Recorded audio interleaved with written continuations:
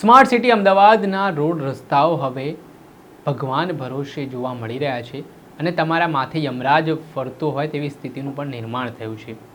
એટલે 18,000 કરોડના દાવાની જે વાત થાય છે કે સ્માર્ટ સિટી પાછળ ખર્ચાય છે, પરંતુ આજે પણ વગર વરસાદે ભૂવામાં લોકોને પડવાનો વારો આવે છે અને તેમાં જીવને જોખમ પણ મુકાતો હોય છે.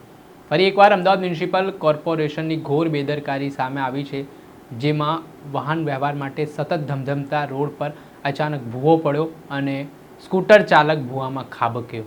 આ ઘટનાથી કોર્પોરેશનની કામગીરી સામે સવાલ ઉઠ્યા છે. શું મામલો છે, વિગતે વાત કરીએ.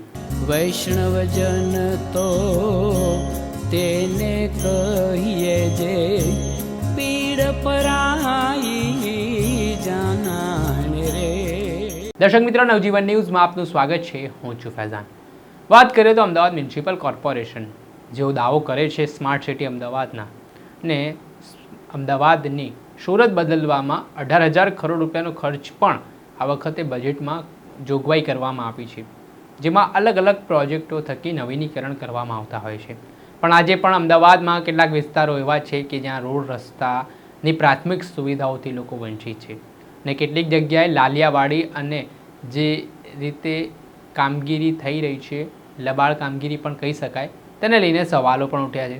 ત્યારે ગઈકાલે રાત્રિ દરમિયાન અમદાવાદના વટવા વિસ્તારમાં આવેલા બીબી તળાવ પાસે એક સ્કૂટર ચાલક આશરે અંદાજિત 10 વાગ્યાની આસપાસ ત્યાંથી પસાર થઈ રહ્યા હતા ને આ દરમિયાન આ રોડ છે તેમાં ભૂવો પડી ગયો ને સ્કૂટર છે સીધા ભૂવામાં પડ્યું.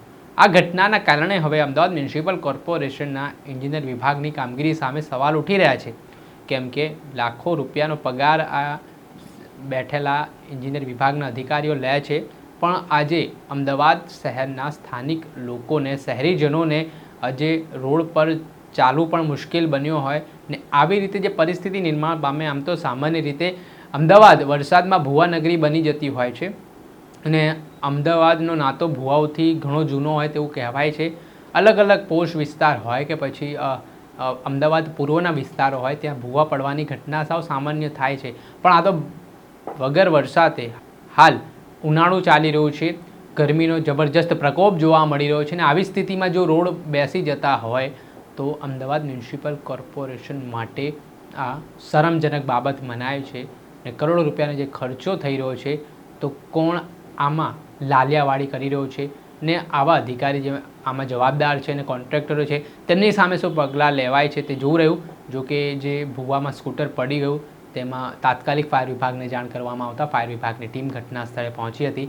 સ્કૂટરનું રેસ્ક્યુ કરવામાં આવ્યું અને જે વાહન ચાલક હતા તેમને ઈજાઓ પહોંચતા તેમને સારવાર હેઠળ ખસેડવામાં આવ્યા ને હવે આ મામલાને લઈને લોકમુખે પણ માંગ ઉઠી છે કે જે કોઈ પણ આમાં જવાબદાર અધિકારી હોય તેની સામે પગલાં લેવામાં આવે, નહીંતર અમદાવાદના રોડ રસ્તા જાણે કે હવે ભગવાન ભરોસે બનીને રહેશે ને લોકો આવી રીતે અકસ્માતનો ભોગ બનતા રહેશે તો નવાઈ નહીં તેવી પણ ચર્ચાઓ ચાલી રહી છે. દર્શક મિત્રો, આવા જ નવા વિડીયો સાથે આપણે માહિતગાર કરતા રહીશું, એટલે નવજીવન ન્યૂઝ જોતા રહો.